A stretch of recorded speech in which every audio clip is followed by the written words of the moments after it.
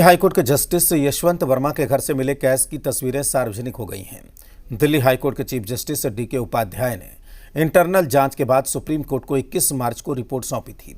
अगले ही दिन 22 मार्च की देर रात सुप्रीम कोर्ट ने रिपोर्ट सार्वजनिक कर दी है।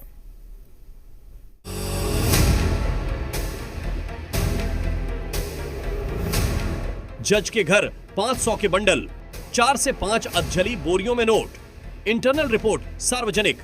सवालों में जस्टिस यशवंत वर्मा, कैश से लेना देना नहीं जस्टिस वर्मा। सीजेआई ने पूछे कई सवाल। दिल्ली उच्च न्यायालय के न्यायाधीश जस्टिस यशवंत वर्मा के सरकारी आवास से भारी मात्रा में नकदी मिलने का मामला लगातार गर्माता जा रहा है। सुप्रीम कोर्ट की वेबसाइट पर दिल्ली एचसी के चीफ जस्टिस की रिपोर्ट और जस्टिस यशवंत वर्मा का जवाब और विवाद से जुड़े डॉक्यूमेंट अपलोड हुए हैं, जिसमें सीजीआई संजीव खन्ना के 3 सवाल पूछे हैं। घर के परिसर में मिले इतने कैश को जस्टिस वर्मा कैसे जस्टिफाई करेंगे। साथ ही पूछा कि जितनी भी रकम मिली है जस्टिस वर्मा ये भी बताएं कि उसका सोर्स क्या है। वहीं 15 मार्च की सुबह किस व्यक्ति ने जले हुए नोटों को कमरे से हटाया था। दूसरी ओर जस्टिस यशवंत वर्मा ने अपने ऊपर लगे आरोपों से साफ इनकार किया है।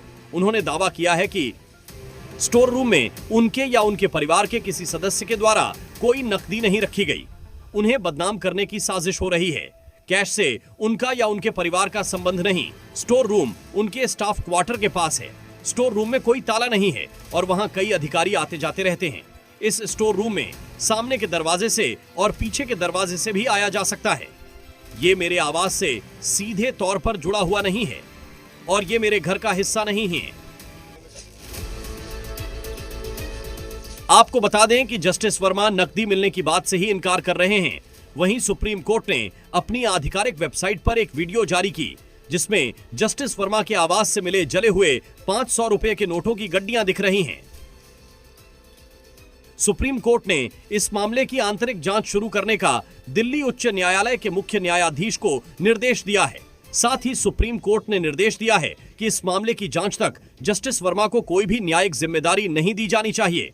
वहीं इस मामले पर सीनियर एडवोकेट और बीजेपी नेता उज्जवल निकम का बयान सामने आया है।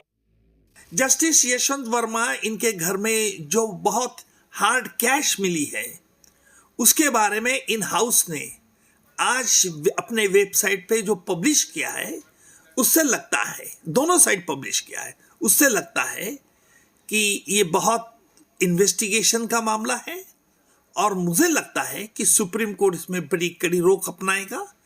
सिर्फ ट्रांसफर, सस्पेंड या टर्मिनेशन ये तो नहीं चलता है, लेकिन इसके बारे में क्रिमिनल प्रोसिक्यूशन भी हो सकता है। अब ये मामला सिर्फ एक न्यायाधीश के सरकारी आवास से मिले कैश तक सीमित नहीं रह गया है, बल्कि देश की न्यायिक व्यवस्था की पारदर्शिता और जवाबदेही पर भी सवाल खड़े हो गए हैं। सुप्रीम कोर्ट की जांच आगे क्या नया मोड़ लेगी और क्या ये मामला किसी बड़ी कार्रवाई की ओर बढ़ेगा, ये देखना अहम होगा।